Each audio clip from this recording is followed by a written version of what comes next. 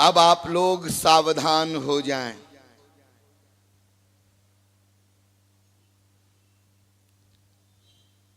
एतज्ज्ञेयं नित्यमेवात्म संस्थम नातः परम वेदितव्यम ही किंचित भोक्ता भोग्यम प्रेरितारंच मत्वा सर्वं प्रोक्तम त्रिविधम ब्रह्म में तत्। इस वेद मंत्र की व्याख्या में अब तक आप लोगों को यह बताया गया, वेद कहता है एतज्ज्ञेयं नित्यमेवात्म संस्थम, जो सदा तुम्हारे भीतर बैठा है, तुम्हारी आत्मा में बैठा है, वो परम तत्व ईश्वर, बस उसको ही जानना है। उसको जानने वाला एक तत्व भोक्ता ब्रह्म है अर्थात जीवात्मा है, और एक भोग्य ब्रह्म है अर्थात माया है। ये भी आपको बताया गया, यद्यपि भगवान सदा हम में रहता है, हम भगवान में रहते हैं, किंतु हमें उसका ज्ञान नहीं है, हम उसे जानते नहीं, उसका अनुभव नहीं, क्योंकि जीवात्मा पर माया का आवरण है।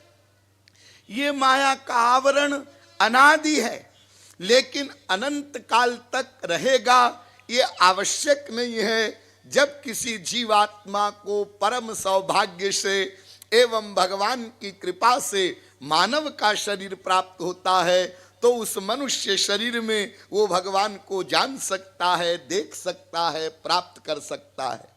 यूं कहना चाहिए कि मानव शरीर केवल भगवत प्राप्ति के लिए ही मिलता है, और मनुष्य ही केवल भगवान को जान सकता है, क्योंकि मानव शरीर में ज्ञान की प्रधानता है, पुरुषार्थ करने की योग्यता है। और इसलिए ये मानव शरीर देव दुर्लभ है, इसलिए हमें उधार नहीं करना चाहिए, जल्दी से जल्दी अपने परम कल्याण का प्रयत्न करना चाहिए। फिर एक प्रश्न आया कि ईश्वर प्राप्ति हम क्यों करें, इसकी क्या आवश्यकता है। इस प्रश्न का उत्तर भी आपको दिया गया कि हम ईश्वर को ही तो चाहते हैं, ईश्वर के अतिरिक्त तो और किसी तत्व को हम चाहते ही नहीं, चाह ही नहीं सकते। कैसे हम ईश्वर को ही चाहते हैं, ये कैसे। और इसी सिद्धांत के अनुसार वाल्मीकि ने कहा कि कोई भी जीव नास्तिक हो ही नहीं सकता, प्रत्येक जीव राम का अनुयायी है। ये कैसे, इसको विस्तार से आपको बताया गया। सृष्टि में सर्वत्र वैषम्य है और वैमत्य है, किंतु फिर भी विश्व का प्रत्येक जीव बिना किसी के सिखाए पढ़ाए नेचुरल प्रतिक्षण केवल आनंद ही चाहता है। ऐसा क्यों? ऐसा इसलिए क्योंकि विश्व का प्रत्येक जीव ईश्वर का अंश है। ईश्वर एवं आनंद दोनों पर्यायवाची शब्द हैं, और प्रत्येक अंश अपने अंशी को ही चाहता है, ये एक नेचुरल नियम है। अतएव आनंद स्वरूप ईश्वर का अंश होने के कारण ही विश्व का प्रत्येक जीव आनंद को ही चाहता है, अर्थात ईश्वर को ही चाहता है। इसलिए इस दृष्टिकोण से ये कहा जाता है कि विश्व का प्रत्येक जीव आस्तिक है, सदा आस्तिक है, शाश्वत आस्तिक है। लेकिन जब ये बताया गया तो एक बड़ा गंभीर प्रश्न हमारे समक्ष आया। वेद कहता है अस्तित्वोपलब्धस्य तत्वभावः प्रसीदति, अर्थात यदि कोई जीव भगवान को मान ले, भगवान है, तो उसको तत्काल भगवत प्राप्ति हो जाएगी। बस केवल मान ले। तो क्यों जी, आपने तो ये बताया कि विश्व का प्रत्येक जीव आस्तिक है, कोई जीव नास्तिक हो ही नहीं सकता। तो जब हम सब आस्तिक हैं, अर्थात भगवान को मानते हैं, तो इस वेद मंत्र के अनुसार हम सब लोगों को भगवत प्राप्ति हो जानी चाहिए थी। इसका मतलब हम सब भगवत प्राप्त महापुरुष हैं। कहां गड़बड़ है? क्या वेद मंत्र गलत बोल रहा है? नहीं, वेद मंत्र गलत नहीं हो सकता। फिर गड़बड़ी कहां है? हम आनंद को ही चाहते हैं, ये तो ठीक है। आनंद के अतिरिक्त कुछ नहीं चाहते, ये भी ठीक है। इसलिए हम भगवान को ही चाहते हैं, ये भी कहना ठीक है। लेकिन हम भगवान को मानते नहीं है। मानते नहीं है? अरे कैसे नहीं मानते हैं? मानते हैं ना। मंदिरों में जाते हैं, तीर्थों में जाते हैं, प्रवचनों में आते हैं, भागवत पढ़ते हैं, गीता पढ़ते हैं, कीर्तन करते हैं, डांस करते हैं, और हम भगवान को नहीं मानते। हाँ, मानते हैं, मानते हैं। कल जाते जाते मैंने आपको बताया था, कभी कभी मानते हैं और कुछ परसेंट मानते हैं। और मानना किसको कहते हैं? सदा माने और सेंट परसेंट माने। जैसे हम अपने पिता को अपना पिता मानते हैं, तो अपने पिता को ही अपना पिता मानते हैं, सेंट परसेंट। और सदा ये ज्ञान अपने पिता के प्रति हमारी बुद्धि में रहता है। वो कौन? मेरा बाप। वो कौन? मेरा बाप। ऐसे ही हम भगवान को सदा माने, ऐसा नहीं मानते। इसलिए हमारी आस्तिकता में दंभ है, दिखावा है, बनावट है, पाखंड है। थोड़ा सा दिग्दर्शन कल मैंने आपको बताया था। अरे हमारा भगवान पर इतना भी विश्वास नहीं है जितना विश्वास हम एक सांसारिक नौकर पर करते हैं। बड़ी दुख की बात है, लेकिन ऐसा है। देखो, हम नौकर को लाखों रुपया दे देते हैं, जाओ बैंक में जमा करिए आओ, जबकि रोज सुनते हैं आज उसका नौकर रुपया लेके भाग गया। अरे मालिक की हत्या कर देते हैं, रोज सुनते हैं आप लोग। जिसका खाते हैं उसकी हत्या करके और रुपया लेके भाग जाते हैं। हाँ? हम नौकर पर विश्वास करते हैं। हाँ? और जब भगवान का मामला आता है तब,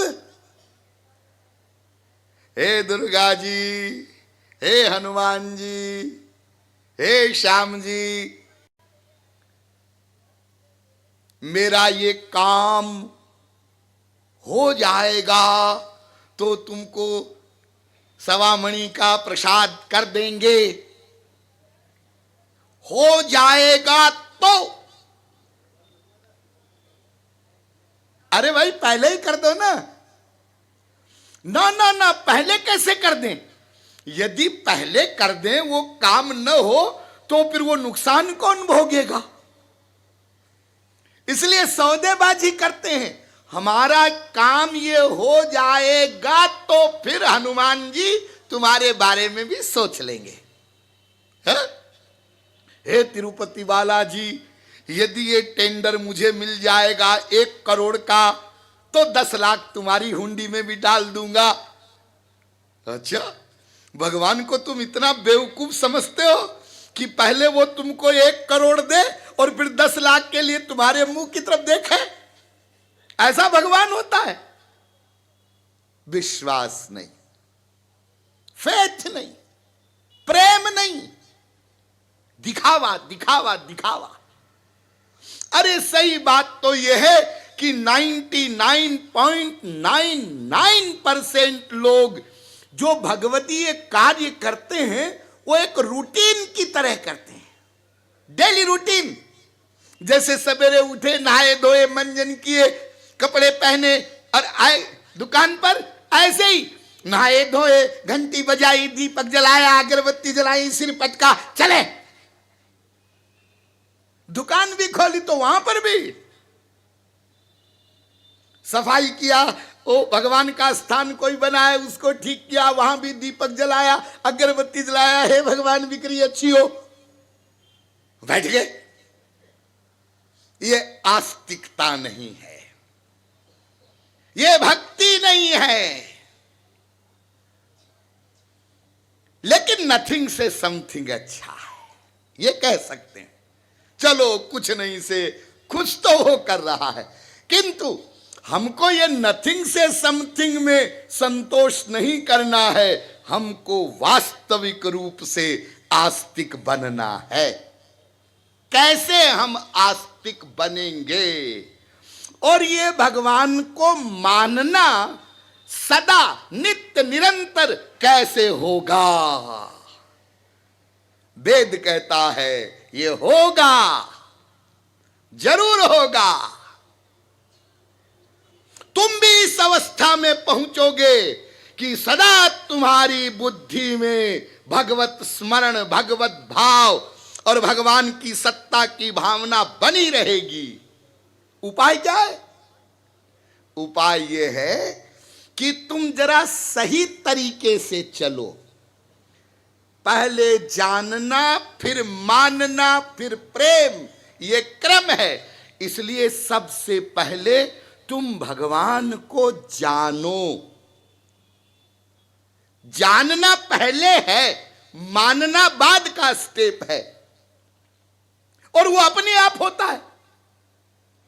इसलिए वेद कहता है अथ यदिदमस्मिन् ब्रह्मपुरे दहरम पुंडरीकम वेश्म दहरोस्मिन्नन्तराकाशस्तस्मिन् यदन्तस् तदन्वेष्टव्यम। छांदोग्योपनिषद में ये बड़ा एक सुंदर मंत्र है। ये उपनिषद कह रहा है एक नगर है,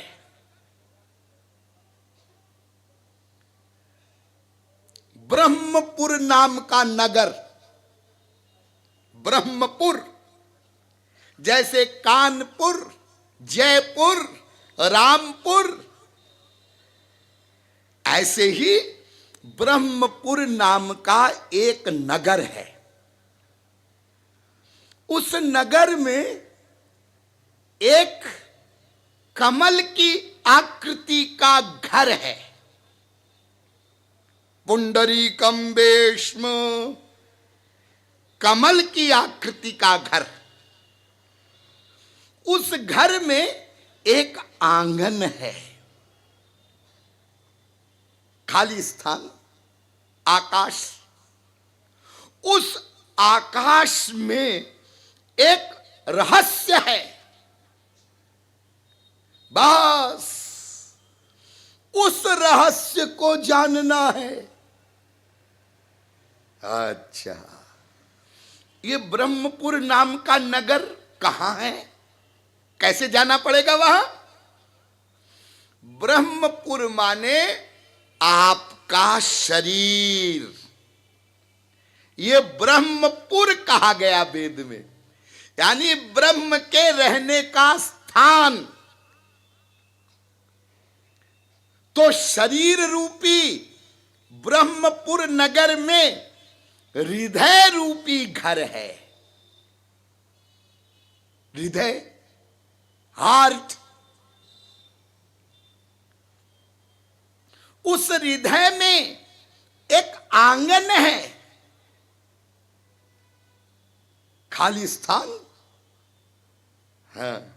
उस आंगन में एक रहस्य है। क्या है जी हृदय में? हृदय में आत्मा है। अभ्युपगमात हृदय ही। जब यह पूछा गया कि हम यानी जीवात्मा शरीर में रहता है, तो शरीर में कहां रहता है? नाक में, कान में, मुंह में, हाथ में, पैर में? ना ना ना, अभ्युपगमात हृदय ही वेदांत कह रहा। हृदय में, हार्ट में। हृदय में? अजी हार्ट का तो डॉक्टर लोग ऑपरेशन कर देते हैं, हाँ? उसको तो निकाल करके भी बाहर रख देते हैं। हो सकता आगे चल के बदल भी दें, चेंज भी कर दें। तो जब हृदय में से हार्ट, जब शरीर में से हार्ट को निकाल दिया तो आत्मा निकल गया? ना ना ना ना ना, ये फिजिकल पार्ट जो हार्ट है, इस हार्ट में एक हार्ट होता है। अच्छा ऐसा है, हाँ, उसमें आत्मा रहता है। अच्छा ये बात है। तो एक बात बताइए स्वामी जी, आत्मा हार्ट में रहता है? जी हां। और चैतन्य गुण पूरे शरीर में व्याप्त है? हाँ। अरे भाई, सिर में सुई चुभो दर्द होता है? हाँ होता है। और पैर में सुई चुभो दर्द होता है? हाँ होता है। तो वो आत्मा तो सूक्ष्म तत्व है, सूक्ष्म। शरीर के बराबर आत्मा होता है क्या? ना ना, शरीर परिमाण का आत्मा नहीं होता। शरीर जितना बड़ा आत्मा नहीं होता, और आत्मा विभू भी नहीं होता, सर्वव्यापक भी नहीं होता। यदि आत्मा विभू होता, सर्वव्यापक होता, तो वेद ये क्यों कहता, स यदा अस्मात् शरीरात् उत्क्रामति सहैवैतैः सर्वैः उत्क्रामति। इस शरीर से आत्मा की उत्क्रांति होती है, गति होती है और आगति होती है। इसलिए वेदव्यास जी ने एक ब्रह्म सूत्र बना दिया इसके लिए, उत्क्रांति गत्या गति नाम। इस शरीर से आत्मा निकलता है, फिर वो कर्मों के अनुसार अन्य लोकों में जाता है, फिर फल भोग कर फिर शरीर को प्राप्त करता है। इसका विशद वर्णन है वेदों में। तो यदि आत्मा सर्वव्यापक होता यानी विभू होता, तो कहां से निकलता, कहां जाता और कहां आता? इसलिए ध्यान दीजिए, आत्मा सर्वव्यापक नहीं है और आत्मा शरीर परिमाण का भी नहीं होता है। यदि शरीर के नाप का आत्मा होगा, ऐसा मान लेंगे, कुछ दर्शन शास्त्र ऐसा मानते हैं, तो फिर हाथी की आत्मा चींटी में कैसे घुसेगी और चींटी की आत्मा हाथी में कैसे घुसेगी? और यदि कहो कि शरीर के अनुसार आत्मा बढ़ता है, घटता है, ऐसा मान लिया जाए तो यह भी गलत है। क्यों? क्योंकि बढ़ना घटना जिस चीज में होता है वो तत्व सनातन नहीं होता, वो फिर विकारी हो जाता है, उसमें विकार उत्पन्न होता है बढ़ना घटना जिसमें हो। अतएव आत्मा क्या है? सूक्ष्मता पराकाष्ठाम प्राप्तो जीवः। वो सूक्ष्म है। कितना सूक्ष्म है? बालाग्र शतभागस्य शतधा कल्पितस्य च भागो जीव सविज्ञेय सचानंत्याय कल्पते। बाल होता है, बाल, हाँ, बाल के सबसे आगे वाले हिस्से का, सबसे आगे वाला हिस्सा कौन सा होगा? मोटाई में सबसे आगे वाला हिस्सा। अब सबसे आगे वाला हिस्सा काटोगे तो उसके भी आगे का हिस्सा होगा, हाँ? सबसे आगे के हिस्से के सैकड़ों टुकड़े करो, बालाग्र शतभागस्य, और फिर वो जो एक टुकड़ा हो उसके फिर सैकड़ों टुकड़े करो। ये कैसे होगा जी? हाँ, ये नहीं होगा। इसीलिए तुमको आइडिया के लिए बता रहे हैं, सूक्ष्मता पराकाष्ठा, सूक्ष्मता की पराकाष्ठा, अणु प्रमाणात वेद कहता है, अणु अतच्छ्रुते वेद कहता है। ऐसा सूक्ष्म जीवात्मा, थोड़ी थोड़ी देर बुद्धि का विषय है, मैं सब प्रकार का सब्जेक्ट आपके सामने बोलूंगा, बुद्धिमानों के लिए, विद्वानों के लिए भी, और सामान्य स्तर के जो लोग हैं उनके लिए भी, सब समझ लें। तो वो सूक्ष्म जीवात्मा चेतन है, हाँ हाँ चेतन है, उसका कोई नाम नहीं है, उसका कोई रूप नहीं है, लेकिन वेदों ने उसका नाम दिया जीव। जीव, ये जीव नाम क्यों दिया? जीव किसको कहते हैं? जो स्वयं जीवित रहे और दूसरे को भी जीवित कर दे। जो स्वयं जीवित अपने आप है, चेतन है, और जिसमें भी घुस जाएगा, जब तक उस शरीर में रहेगा उसको भी जीवित रखेगा, इसलिए उसको जीव कहते हैं। वो जीवात्मा हृदय में बैठा है, उसका चेतन गुण पूरे शरीर में व्याप्त है वो सूक्ष्म। जब सूक्ष्म है तो पूरे शरीर में चेतन गुण व्याप्त कैसे है?